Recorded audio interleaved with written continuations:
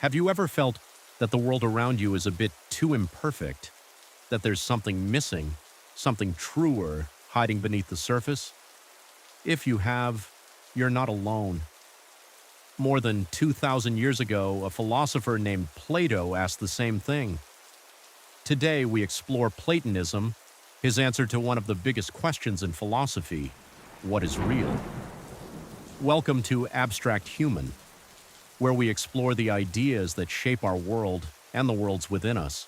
Platonism is a philosophy based on the teachings of Plato, one of the most influential thinkers in Western history. At its core, Platonism teaches this: the world we see around us, the physical world, is not the real world. It's only a shadow of a deeper, perfect reality. Plato believed that beyond everything we see lies a world made of perfect, timeless forms. But what does that mean? Let's break it down with a simple example. Think of a circle.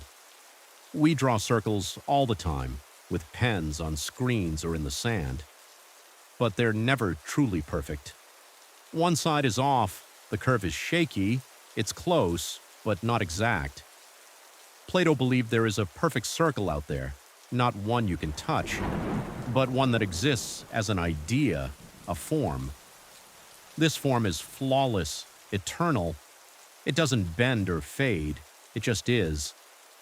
So according to Platonism, everything we see in this world is just an imperfect copy of these perfect forms.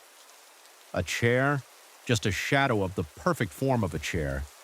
Beauty, only a glimpse of the form of beauty. Even things like justice, goodness, or truth have perfect forms beyond the material world. And the closer we get to understanding those forms, the closer we are to real knowledge. Now, Plato didn't just write definitions, he told stories. And one of his most famous stories is called the Allegory of the Cave. Imagine this. There's a group of people who've lived their entire lives in a dark cave.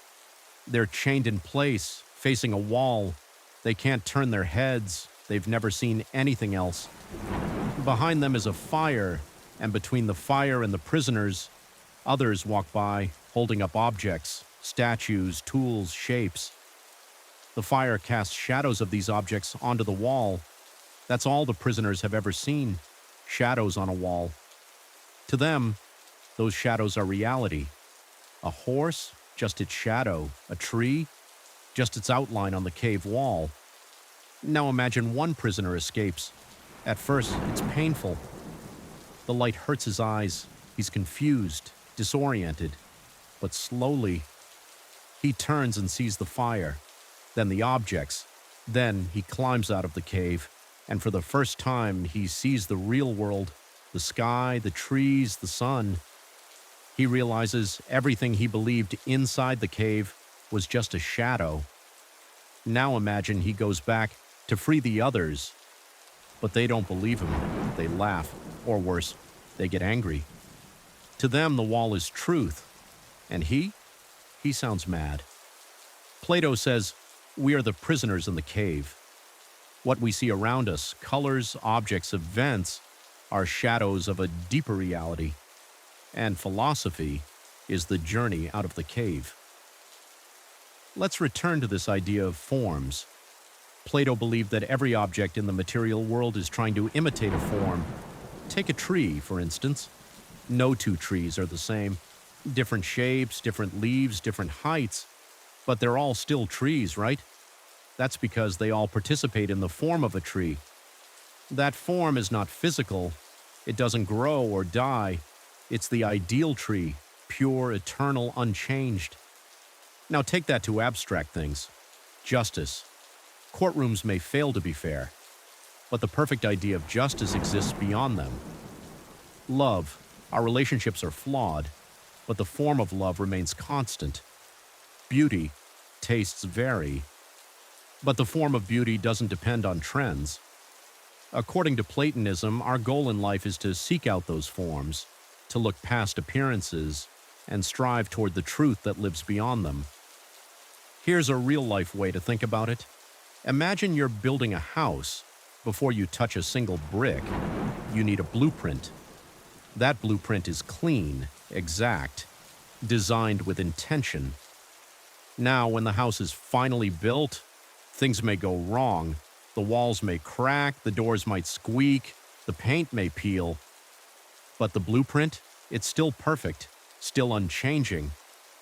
Platonism says, our world is like that built house, flawed and incomplete. But there exists a perfect blueprint for everything. And to truly understand the world, we must study the blueprint, not just the building. You might be wondering, okay, but what does all this mean today? Well, Platonism still influences everything from mathematics to art, ethics, and even technology. When we search for the perfect design, or try to write a fair law, or imagine a just society, we're reaching toward the forms, whether we realize it or not. Artists strive to express ideal beauty.